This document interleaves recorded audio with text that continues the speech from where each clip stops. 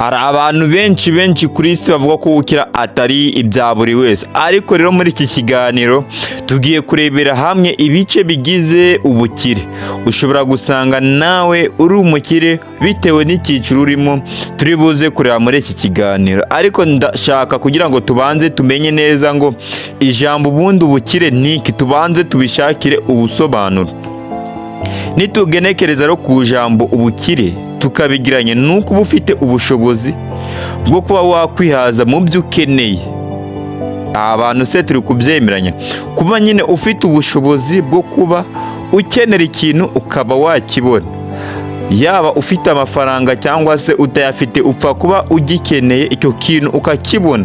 Tuvuge urugero, nimba ushonje ukabona ibyo kurya, ntabwo turi buze kureba ngo ibyo wari ushonje bihagaze agaciro kanga, ahubwo tuvuge umuntu ushonje akabona ikintu cyo kurya, ako kanya tuvuge ikintu yari akeneye bwa mbere na mbere yari ibiryo, ariko kuba bibonye ni umukire kuko arabifite. Kuko mbega ubukire ni ukubona ubushobozi bw'ikintu wari ukeneye.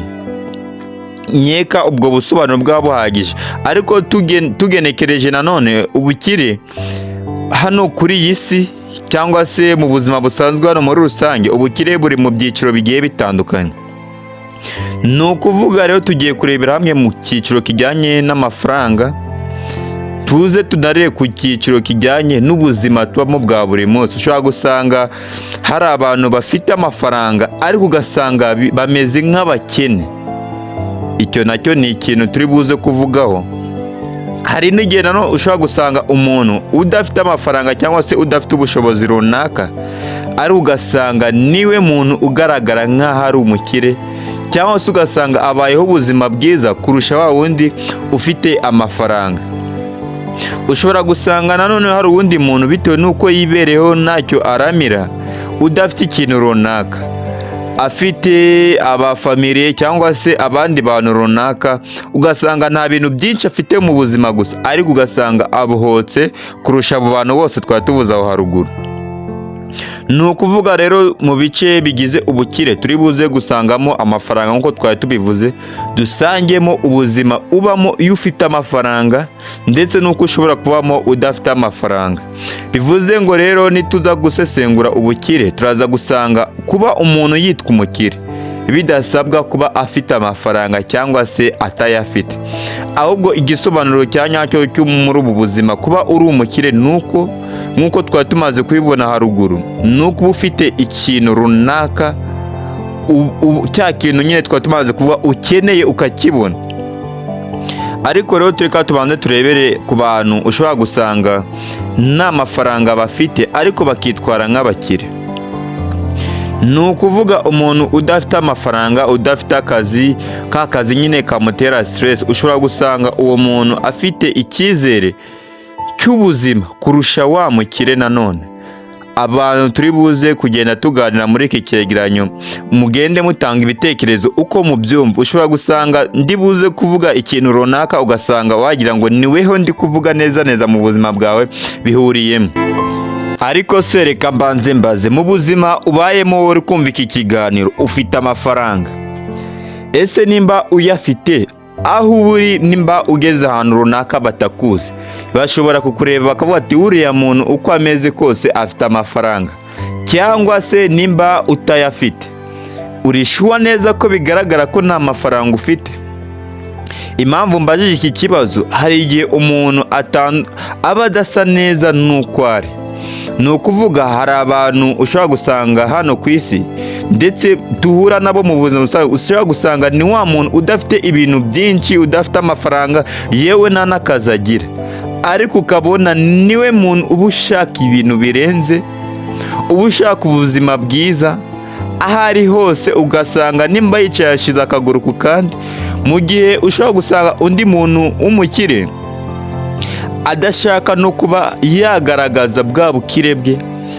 Impamvu ushobora gusanga uwo muntu ameze nk'afite inyota yo kuba yaba umukire kandi nta kintu afite, hari igihe atekereza ko kuba nta mafaranga afite abantu babimusuzugura, bigatuma rero aho ari hose yerekana icyo cyizere ko ashobora kuba afite amafaranga, cyangwa se akaba ashaka kwereka abantu ko hari ikindi kintu yifitemo mwebwe mudafite.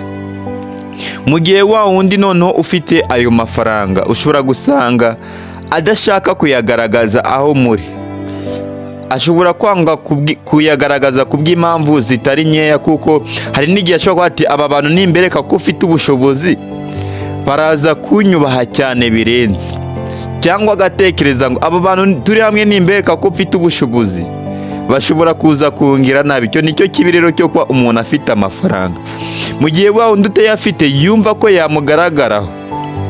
Sinzi neza ko ibyo bintu muri kumenya neza kubitandukanya hagati y'umuntu ufite amafaranga n'utayafite. Abayafite ntibayemera, ariko abatayafite nibo bashaka ko abagaragaraho. Icyo kintu rero ni ikintu kiba kimeze nk'aho kiri mu mutwe w'umuntu udafite ikintu, iteka aba ashaka kumva kubaho agifite uko bimera, ariko abamaze kukigeraho bakamenya uko bimera iyo ugifite, bumva bagaruka muri bwa buzima buciriritse. Buriya hari abantu ushobora gusanga umukire abayeho mu buzima buhenze. Reka mbanze mbaganirize icyo kintu.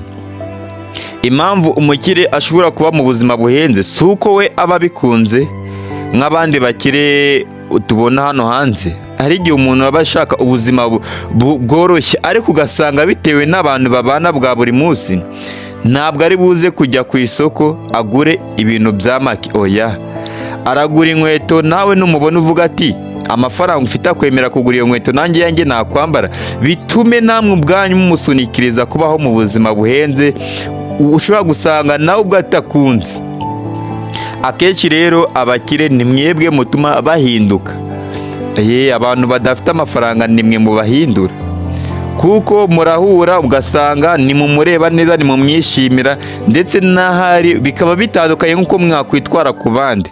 So mukamuhereza icyo cyubahiro nawe ubwe yumva ko atarakwiriye. Buriya hari abantu ushobora gusanga bafite amafaranga ariko bicisha bugufi cyane, ariko mwaba muri hamwe mugatuma mubarema icyizere ko hari ikindi kintu bafite mwebwe mudafite, mu gihe bo bashaka kubaho muri bwa buzima bworoshye. Ni ukuvuga rero ubukire tugiye kuvugaho nanone buraza mu byiciro byinshi bitandukanye, ariko na n'ubu ndibaza ngo wewe uri kumva iki kiganiro uraza kwisanga mu kihe cyiciro.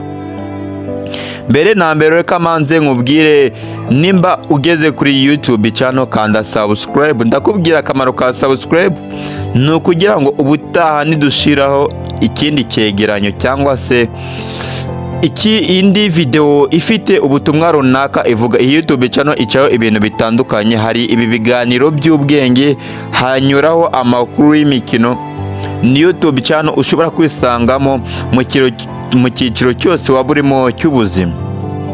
So rero iyo ukanze subscribe, akamaro kayo mba ndi kukubwira nuko bikorohera kuba wabona indi video mu buryo bukoroheye, kuko YouTube ihita iguhereza akamenyetso kerekana ko hasohotse ikindi cyegeranyo. Mbere na mbere ka tumanze turebe ubukire nyabwo. Ni ukuvuga ubukire nyabwo nk'umuntu wageze ku bukire.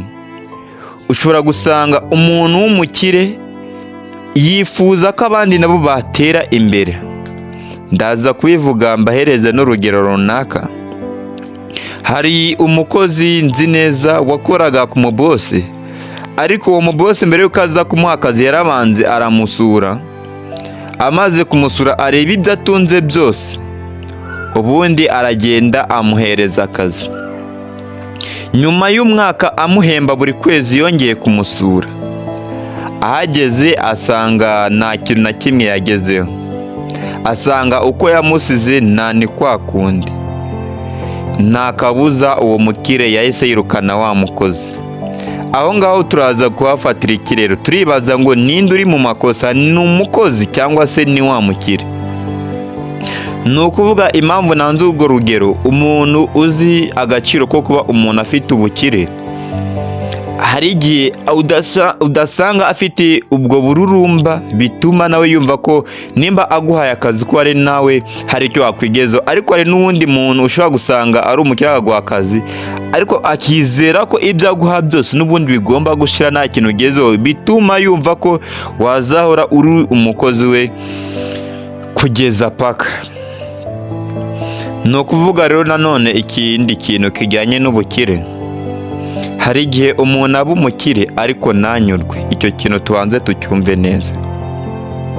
Ugasanga ni wa muntu ufite akazi, tuvuge ku kwezi ashobora kuba yinjiza nk'ibihumbi 500 cyangwa se miliyoni, ariko mu masaha 24 agize umunsi ugasanga amasaha yose ayamara mu kazi, akaruhuka ari uko avuza induru.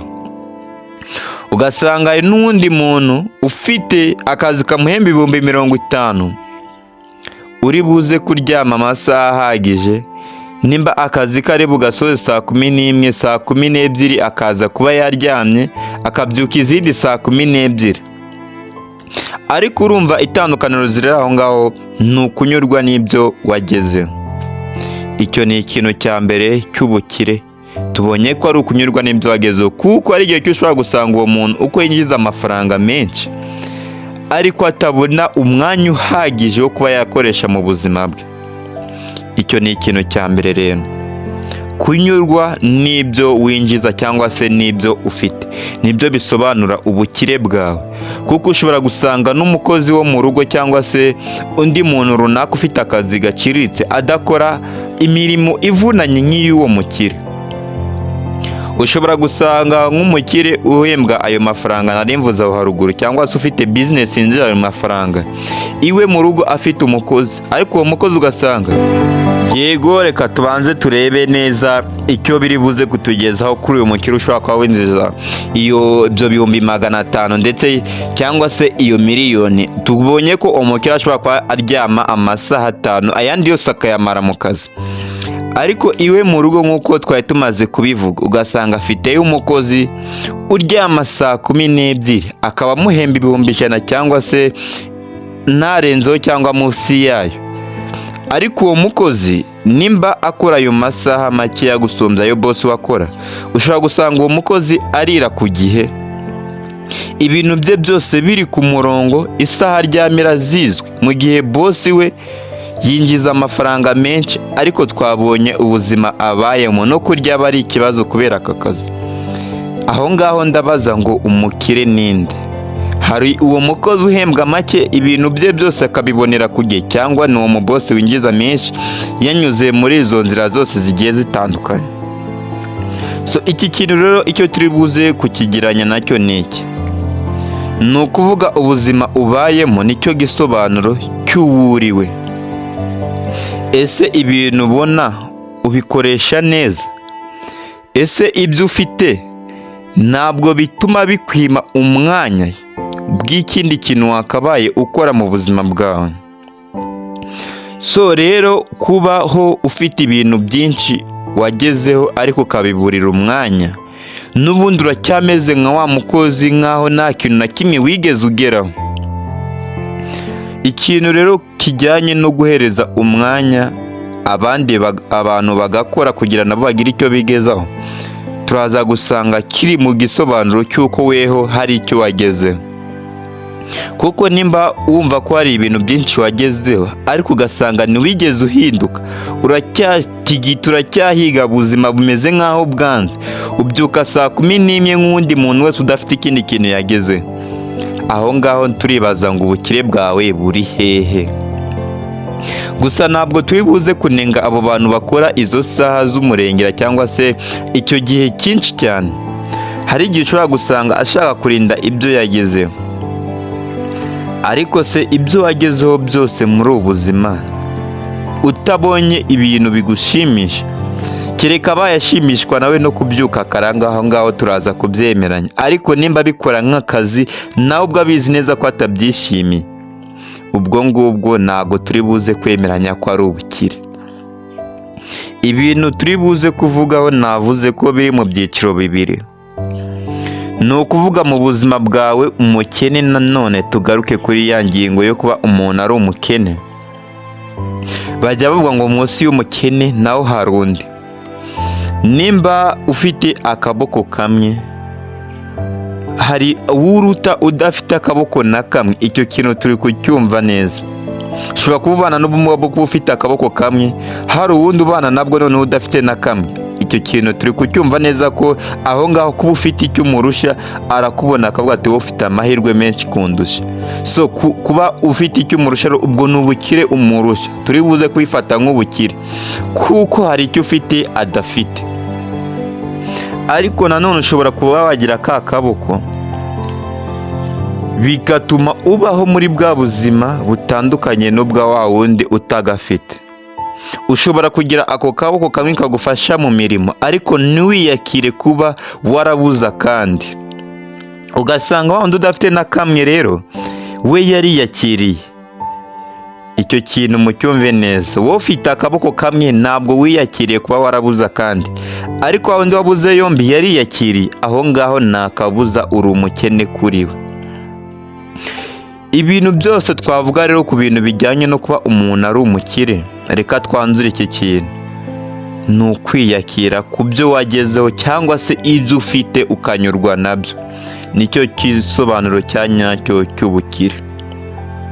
Iyi video cyangwa se iki cyegeranyo ushatse wagitaginga ukacyoherereza undi muntu uzi wabaye munyakazi cyangwa undi muntu byanze, ukamubwira tumva neza iki cyegeranyo kirakureba. So ngewe rero wakugezaho gahunda ari u Rwanda, iki ni igice cya mbere cy'ubukire nyabwo cyangwa se umenye neza aho ubukire bwawe bushingiye. Twakoze, wateze amatwi neza, nizere ko hari isomo wakuyemo. Iyi ni Manda Sport TV izajya ikugezaho buri munsi nk'uko nabivuze. Rero nge ndi ari u Rwanda, ciao ciao.